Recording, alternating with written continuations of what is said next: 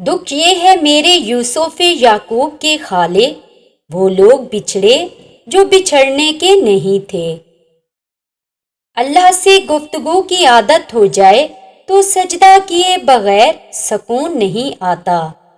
اپنے مزاج میں عاجزی رکھنی چاہیے، کیونکہ صرف پھلدار ٹہنی ہی ہمیشہ جھکی ہوئی ہوتی ہے۔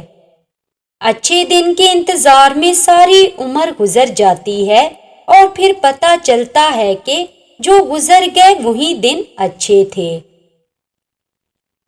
ہر تعلق کی قیمت کا محتاج ہے۔ جس دن آپ وہ قیمت ادا کرنے سے انکار کر دیں گے، تعلق ختم ہو جائے گا۔ اپنی آغوش میں پالی ہے پیغمبر صلی اللہ علیہ وسلم نے۔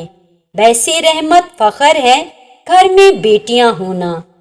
عورت سے محبت کرنا ایک جبلت ہے، اسے خوش رکھنا ایک فن ہے اور اس کو محفوظ رکھنا مردانگی ہے۔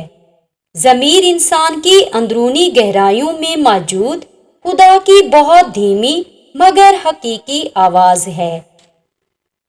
وہ انتظار کے بعد نوازتا ہے، جیسے یعقوب کو یوسف۔ محبت ہونے لگے تو صدقہ دے دیا کرو۔ اگر محبت ہوئی تو مل جائے گی اور بلا ہوئی تو ٹل جائے گی۔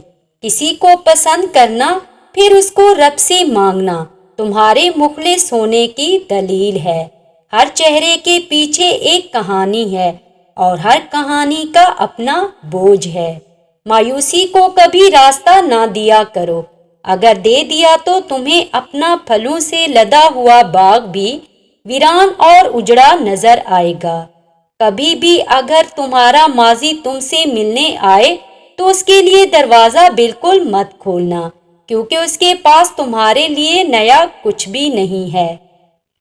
زندگی ایک آئینہ ہے، یہ تبھی مسکرائے گی جب ہم مسکرائیں گے۔ دنیا ایک خریداری کی جگہ ہے جہاں ہر کوئی اپنا کفن خریدنے آتا ہے۔ ساتھ چلنے کو چلے تھے سب دوست، لیکن میری منزل کا ساتھی میرا سایہ نکلا۔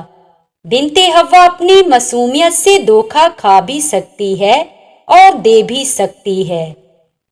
مرد کی دوستی صرف مرد سے جچتی ہے، عورت کے ساتھ مرد کا صرف نکاح جچتا ہے۔